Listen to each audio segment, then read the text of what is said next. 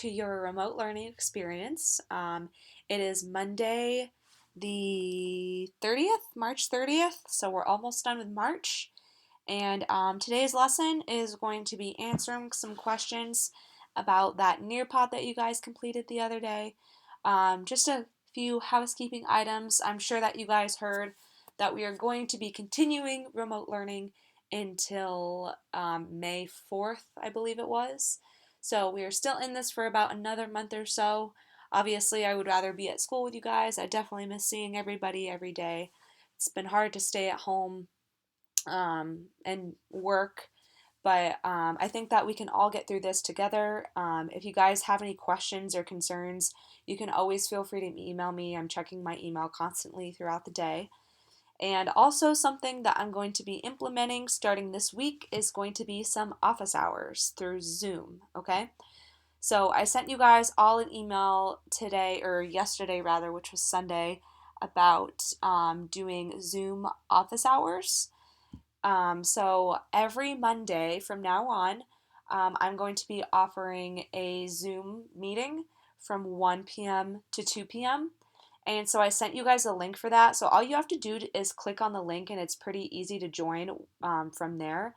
And it's kind of like Skype, so I can see all of you, you can see me, and you can feel free to come with any questions. You don't have to stay for the full hour. If you just want to pop in, ask a quick question, and then leave, you are more than welcome to do that.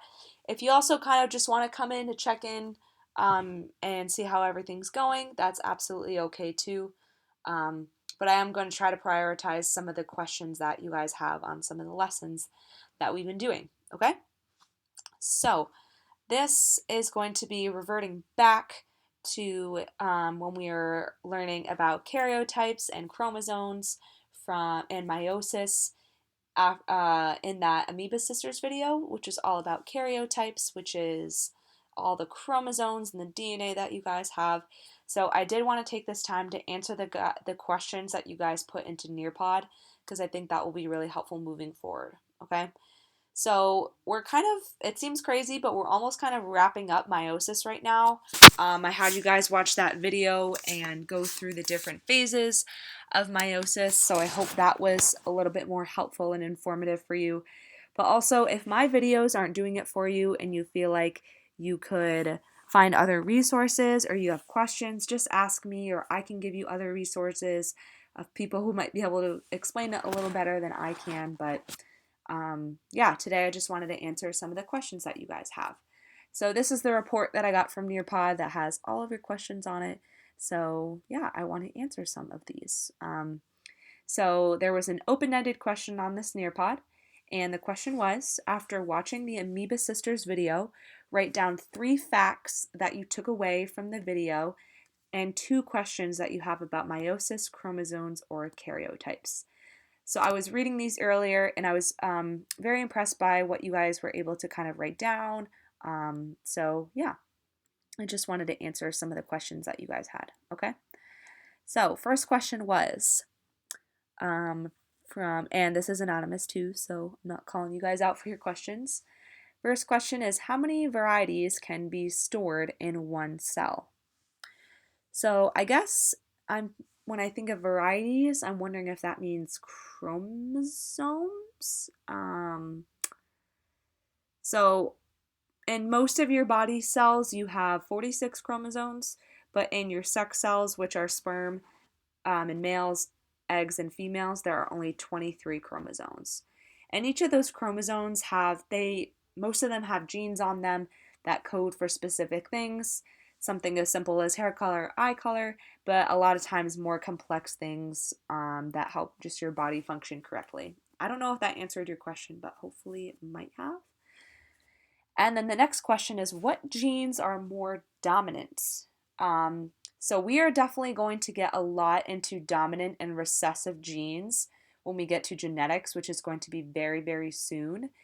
And it kind of depends. So we'll talk more about this, but for example, like brown hair tends to be a dominant, what we call allele, which is a version of a gene, which you guys will understand later. and like blue eyes are recessive. So there's usually a smaller chance of having blue eyes, or there's a larger percent of having brown hair, I'm pretty sure, or brown eyes, but we'll talk more about that when we get to genetics. All right. Next question was, why do not all cells have 46 chromosomes? Good question. So most of your body cells have 46 chromosomes, all right? But your sex cells do not have 46 chromosomes, all right?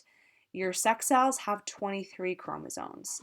And the reason why they have 23 chromosomes, or they are considered haploid, they have half the number of chromosomes as a regular cell does, is because eventually those cells are meant to fuse together. So a sperm cell and an egg cell are going to fuse together. And when that happens, you have 23 chromosomes from a sperm combining with 23 chromosomes from the egg, making a organism or a human baby with 46 chromosomes. So that's why sex cells have half the amount of chromosomes. The next question was, what has to happen before meiosis starts? That's a very good question.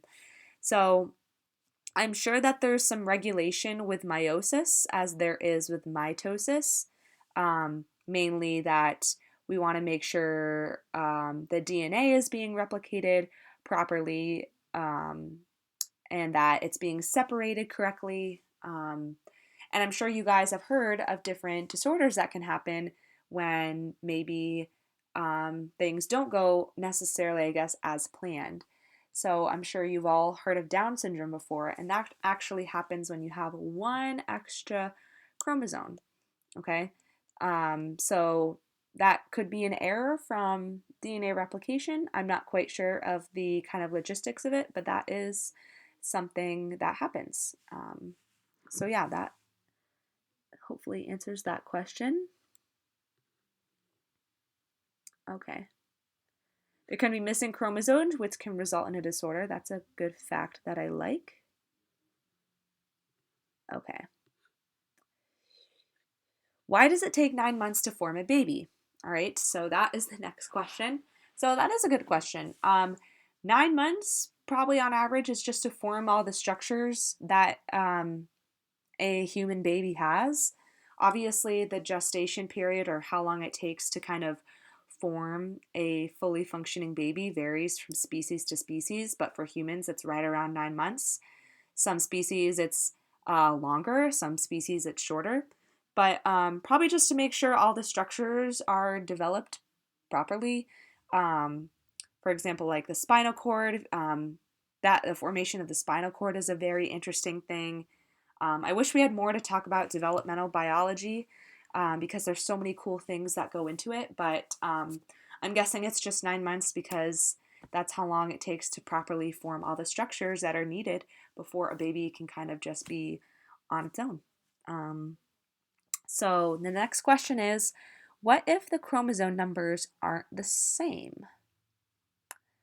So I guess I'm wondering if this means that there aren't enough chromosomes in the sex cells. Um,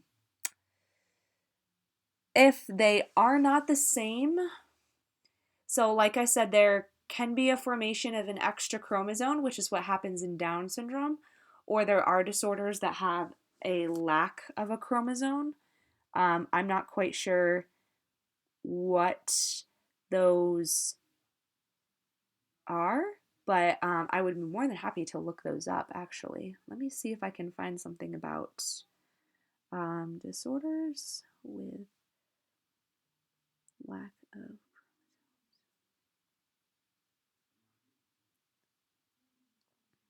Um, Missing chromosome. Ooh.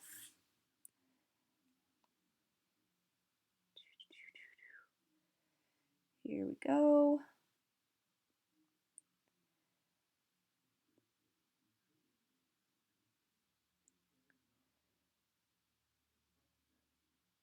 Um, so I guess some things that can happen when they aren't have the same number of chromosomes is that structurally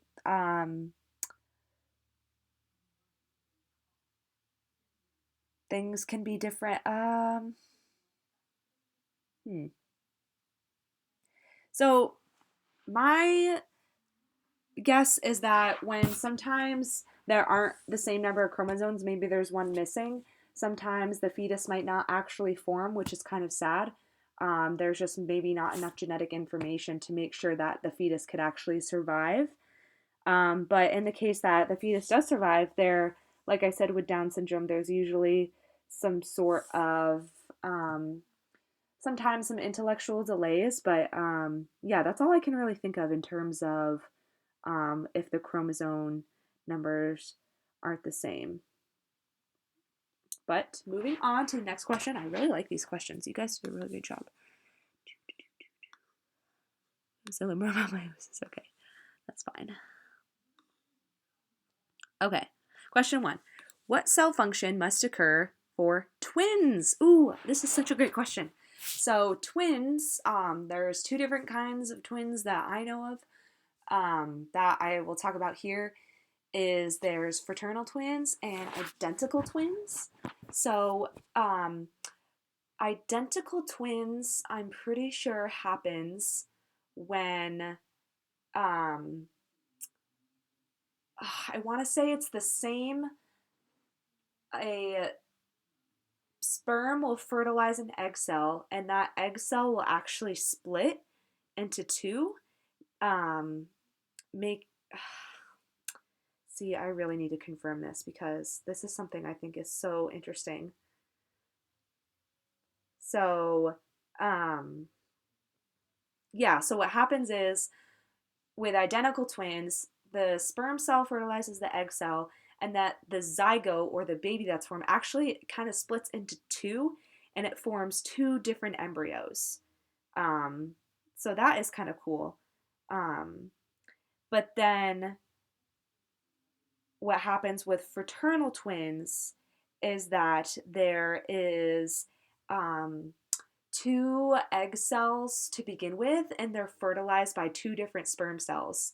So remember that we talked about the meiosis produces 4 genetically unique cells, which makes sense that fraternal twins don't look alike because 2 separate sperm are fertilizing 2 separate eggs. Okay, so that makes sense why they look kind of alike but not exactly alike because though they're genetically unique from one another. So that is a very good question. All right, question 2. What would happen if, for example, an egg cell were to have less than 23 chromosomes and a sperm cell had more than 23 chromosomes? When they came together, it would add up to 46 chromosomes. That is slightly different from the question we had before, but I guess I'm still wondering that there would have to be some abnormalities. If not, the fetus would not survive just because, or the zygote would not survive just because if you're missing a chromosome, remember you're missing a section of your DNA, and every part of your DNA is so important that, whoa, it's thundering outside. That is so weird. It's March and it's thundering. You can skip this part of the video if you want, but like,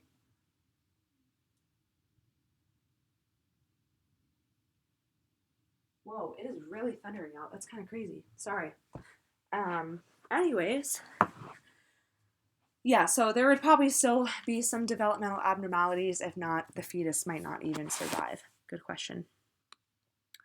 Alrighty. Why are the chromatids of the chromosomes pulled away in anaphase 2, unlike the chromosomes just being pulled apart in anaphase 1? Okay, so the reason why there's 2 separate divisions is kind of what I'm getting from this question, is because that makes sure that sex cells are haploid, meaning they have half the number of chromosomes. Okay, so in anaphase 1, you're right, they're just the chromosomes themselves are just pulled apart. But in anaphase 2, the actual chromatids are pulled apart. And that just makes sure that this sperm cell or the egg cell that's being formed has those 23 chromosomes each. Okay? Next question is, how does crossing over of chromosomes work? So what happens is the arms of the chromosomes, if you can imagine one, they kind of just I'm not exactly sure of the connect or the mechanics of it, but they kind of just like switch their arms.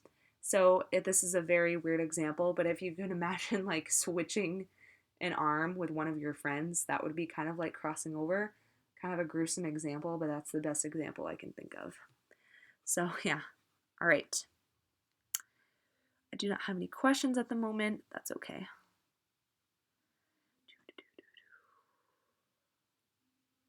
All right, here's a question.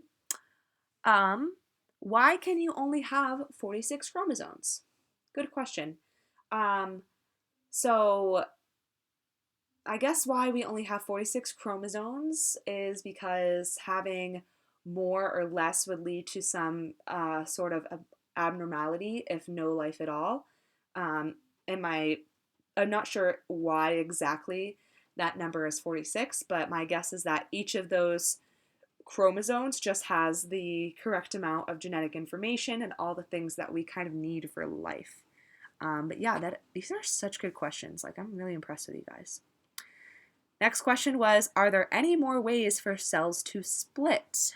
I guess this is asking, I don't know if there's any more ways for cells to split. I think they kind of just split by cytokinesis, and that's kind of what they do. I don't know if that answers your question, but hopefully. All right. What do chromatids do? Okay, so chromatid is just I'm going to draw on this really quick. Oh, hang on. Don't want it. Perfect, right here. I can't believe it's thundering out in March. All right, so chromatids, all right, is just an uncopied chromosome. So this is a chromatid, also called a chromosome. This is a chromosome with two chromatids, okay? One chromatid right here, one chromatid right here. Chromatid just has DNA, okay? So it's pretty much just half of a chromosome, but it's also called a chromosome, which can be confusing. So chromatid, also chromosome with two chromatids, okay? Why are scientists trying to find out why they don't separate? Was that in the video? Why are scientists trying to find out why they don't separate? Hang on. Hold the phone. Let me see what part of the video this is.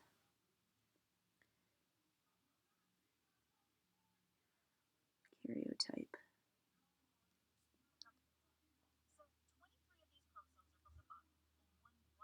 Hmm.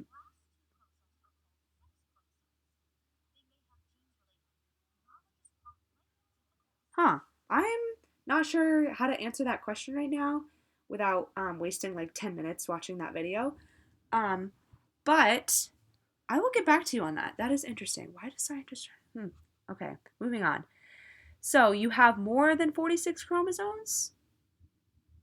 No, you do not. Each one of your almost all of your body cells have 46 chromosomes, but except for your sex cells, they have 23 chromosomes. And is it possible to have 24 and 24 chromosomes? I don't leave anything out of the question, but like I said, there might be some abnormalities, if not lack of any life, or lack of life. Why are there 23 chromosomes in the division 1 split? Why are there 23 chromosomes in the division 1 split? I'm not sure that I'm understanding this question correctly.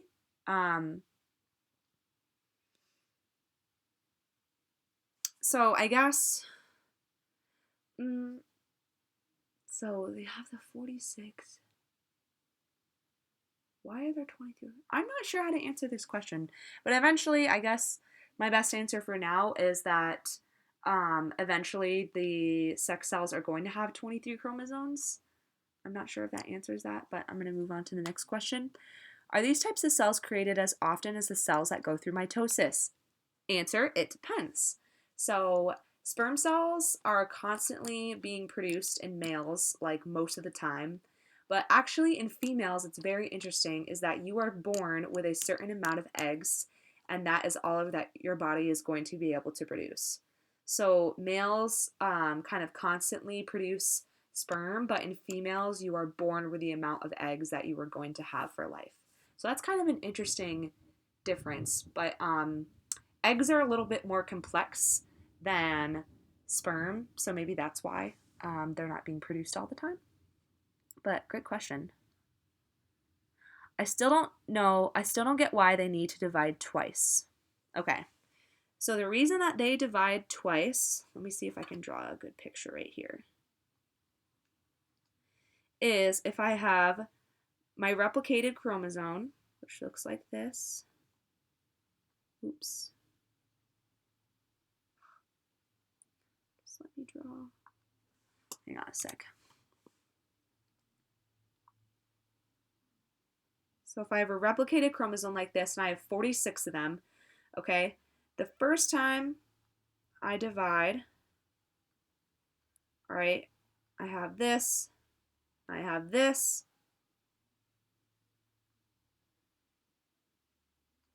Remember, those are going to cross over.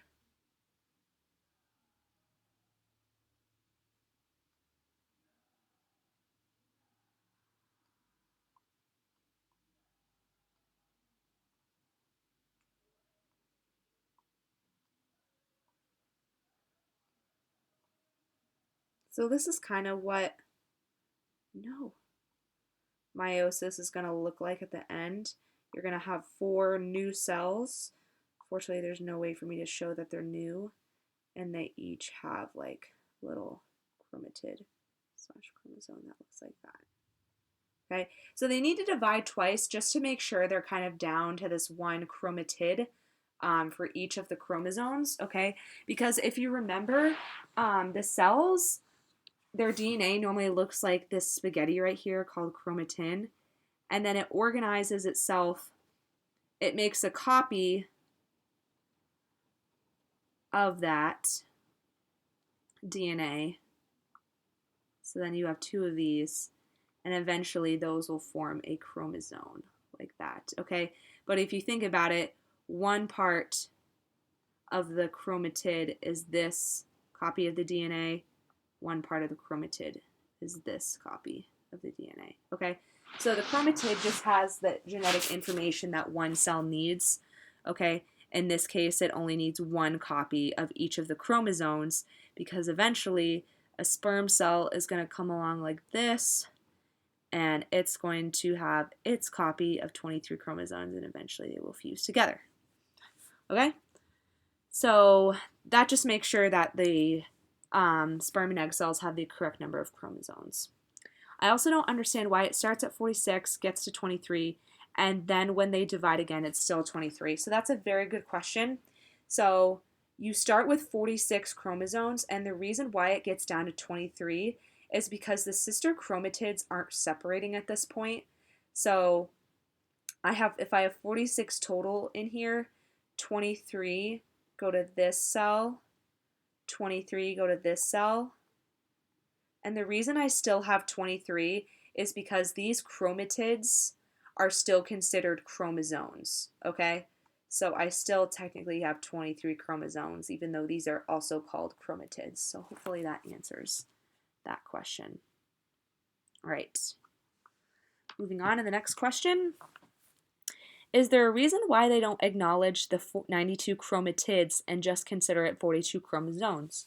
No reason, but I think this is meant to say 46 chromosomes.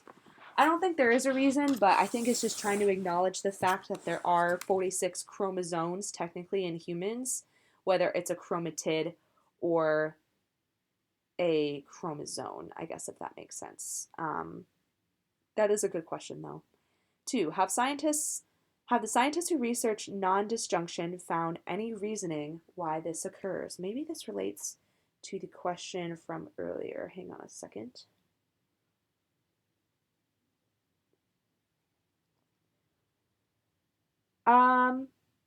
So non-disjunction, have they figured out why it occurs?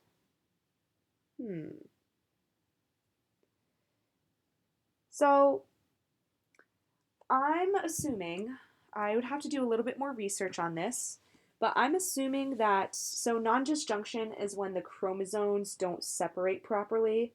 Um, so it's the failure of either homologous chromosomes or sister chromatids to separate. So I'm guessing this could be because of different checkpoints that we've talked about. So maybe that microtubule rope just doesn't form and can't pull the sister chromatids or the homologous chromosomes apart. So that might be a good reason. That's one reason that I can think of that maybe non-disjunction occurs. Next question is there another type of cell division? Other than meiosis and mitosis, I can't think of one at the top of my head, but I'd have to get back to you. Another type of cell division. Not that I can think of, but there might be, so don't take my word on that. Do different organisms have different amounts of chromosomes? Yes, they do. Let me look that up really quick. Chromosomes in different species. All right. So, let's see. Here we go. So, let me find something. Okay, a mosquito has 6 chromosomes. Fruit flies have 8 chromosomes. Spinach leaves have 12 chromosomes. Yes, they have chromosomes. Cucumber has 14 chromosomes. A kangaroo has 16 chromosomes. Let's get up there in numbers though. Let's see what the max is. A chinchilla has 64 chromosomes. A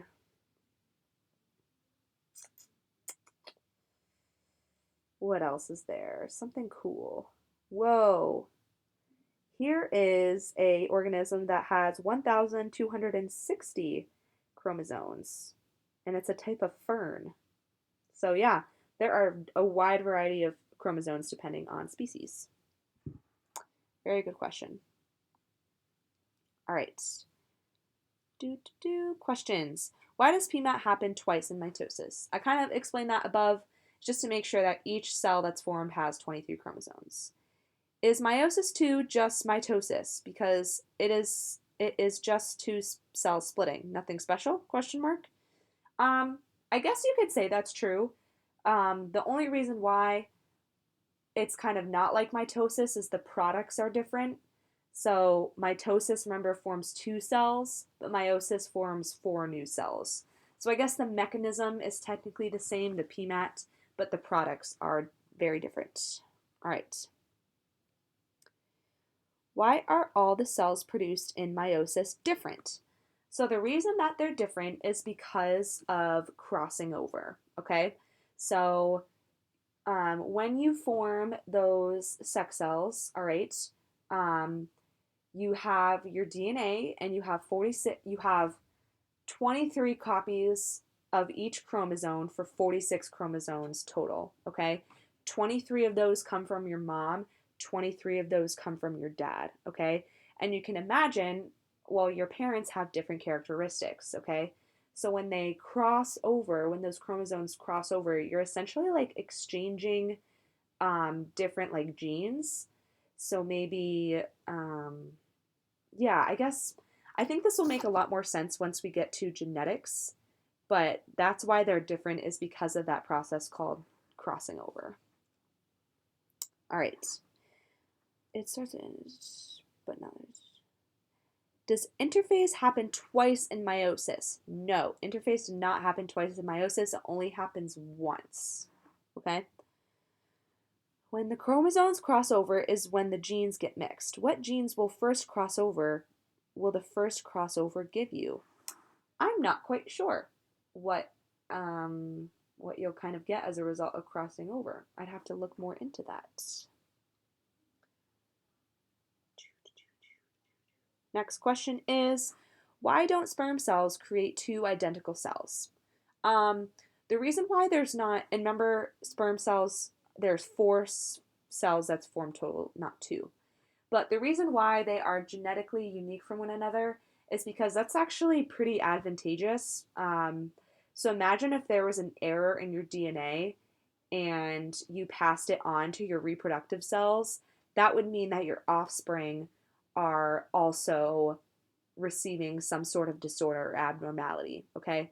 And we'll get more into that in genetics, but it's essentially allowing for genetic variety, which also leads to, or kind of explains different aspects of, I guess, natural selection, which we will get into genetics and evolution.